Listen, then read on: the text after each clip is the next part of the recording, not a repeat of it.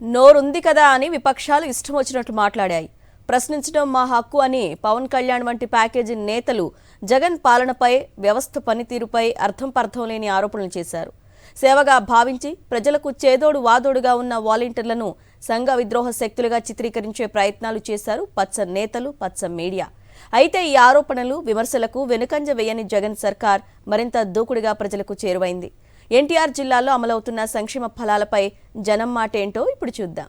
సచివాలయాలు, వాలంటీర్ల వ్యవస్థపై విపక్షాలు ఘాటుగా విమర్శలు చేశాయి. అర్థం పర్థం లేకుండా మాట్లాడారు చంద్రబాబు. వాలంటీర్లు గోనె సంచులు మోసేవాళ్లని ఎద్దేవా చేశారు.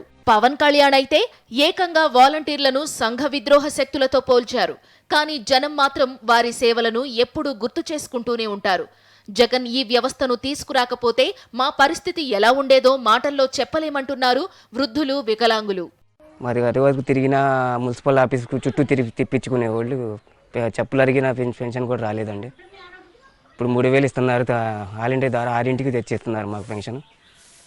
ఏ ప్రభుత్వంలో చూడలేదు సార్. నేను 2 కాళ్ళు లేని వికలాంగుణ్ణి.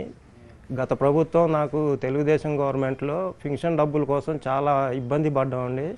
చాలా ఇబ్బంది పడి పంచాయతీ ఆఫీస్ కాడికి పోయి అక్కడ పోయి తిరిగి ఎప్పుడుకో వచ్చాయి డబ్బులు.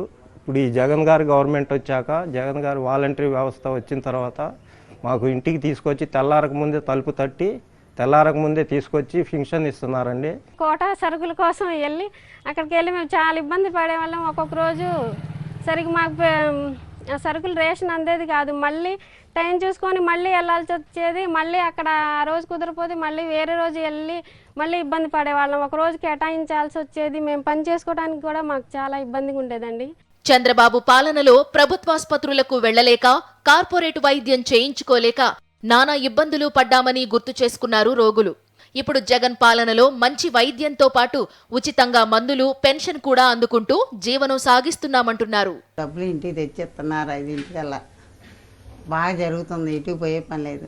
45 సంవత్సరాలు డబ్బులు పడుతున్నాయి. కిడ్నీలు ప్రాబ్లం అయితే కిడ్నీల మందులు కూడా గవర్నమెంటే పంపిస్తున్నారు. గుండె ప్రాబ్లం ఉంటే అక్కడే మందులు వస్తున్నాయి. ఆ మందులు ఆడుతున్నా బాగా జరుగుతుంది. నాకు డబ్బులతో ఖర్చు లేకుండా వాళ్ళే పంపిస్తున్నారు మందులు. పక్షవాతం వచ్చింది, 3 సంవత్సరాలు వెళ్ళినాయి. ఆర్థిక పరిస్థితుల్లో చాలా బాధలు పడ్డాం. పెన్షన్ రాలేదండి. సచివాలయం వెళ్తే అక్కడ జగన్ అన్న వారి దూరాగా అయింది. నెలకు 5000 వస్తున్నాయి. 3000 ఆయన మందులకు అవుతున్నాయి. 2000 ఖర్చు పెట్టుకుంటున్నా. నేను డాబా మించి కింద పడ్డాను. నాకు దెబ్బ తగిలి ఆపరేషన్ అయింది. 3 నెలలు అవుతుంది. భర్త గారు చచ్చిపోయిన తర్వాత 3 సంవత్సరాలు బట్టి పెన్షన్ ఇస్తున్నారు. గతంలో ప్రభుత్వ స్కూళ్లలో చదువుకోలేక, ప్రైవేటు స్కూళ్లలో ఫీజులు కట్టుకోలేక పిల్లలను సరిగ్గా చదివించుకోలేకపోయామంటున్నారు. అయితే ఇప్పుడు జగన్ పాలనలో మా పిల్లలు ఇంగ్లీష్ మీడియంలో చదువుతున్నారని ఆనందం వ్యక్తం చేస్తున్నారు. నాడు నేడు ప్రభుత్వ స్కూళ్లపై పిల్లలు ఏమంటున్నారో చూడండి. జగన్ ప్రభుత్వం వచ్చిన తర్వాత నేను గవర్నమెంట్ స్కూల్లో జాయిన్ అయ్యాను. ఆయన రాకముందు స్కూల్ ఇన్ఫ్రాస్ట్రక్చర్ చూస్తే చాలా చికాగ్గా ఉండేది.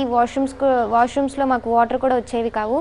ఇంకా జగనన్న వచ్చిన తర్వాత మాకు గోరుముద్ద పథకం, ఇంకా నాడు నేడు పథకం, ఇంకా అమ్మఒడి అని అన్ని స్కీమ్స్, ఇంకా జగనన్న విద్యా కానుక అని ఇవన్నీ స్కీమ్స్ ఇవ్వడం ద్వారా మాకు ఫ్రీగా బుక్స్, నోట్బుక్స్, టెక్స్ట్ బుక్స్, ఇంకా మాకు క్లాస్ రూమ్లో డిజిటల్ క్లాసెస్, బెంచెస్, ఇంకా టైల్స్తో మా క్లాసెస్ అన్నీ ఇన్ఫ్రాస్ట్రక్చర్ జరిగాయి. ఇంకా మాకు జగనన్న గోరుముద్ద పథకం వచ్చిన తర్వాత మాకు రోజుకొక వెరైటీలో, ఇంకా మాకు రోజు డే బై డే మాకు చిక్కీస్ ఇవ్వడం జరిగిద్ది. తర్వాత మాకు చిక్కీస్ లేని రోజు మాకు రాగి జావ కూడా ఇవ్వడం జరిగిద్ది. అర్హత ఉంటే చాలు సంక్షేమ పథకాలు మీ ఇంటికి చేరతాయన్న జగన్ మాట నిజమైందంటున్నారు సామాన్యులు. మాకు రైతు భరోసా డబ్బులు పడుతున్నాయండి. మాకు పెన్షన్ పొద్దున్నే 6 వారంటీ తీసుకొచ్చి ఇస్తున్నారండి. నాకు 18,000 డబ్బులు కూడా వస్తున్నాయండి. అవి రాకపోతే మేము ఇలాగ మంచిగా ఉంటున్నాం. అమ్మఒడి పడ్డాయి, పొదుపు ఆసరా డబ్బులు రద్దయినాయి, పొలం డబ్బులు పడుతున్నాయి. మాకు తెలుగుదేశం ప్రభుత్వంలో ఏ హామీలు మాకు జరగలేదు. జగనన్న వచ్చాక అన్నీ జరుగుతున్నాయి. మాకు గత ప్రభుత్వంలో పెన్షన్ రాలేదు. జగన్ గారు వచ్చాక మాకు పెన్షన్ వస్తున్నాయి. వాలంటరీ వచ్చి తెల్లారక ముందే ఇస్తున్నారు.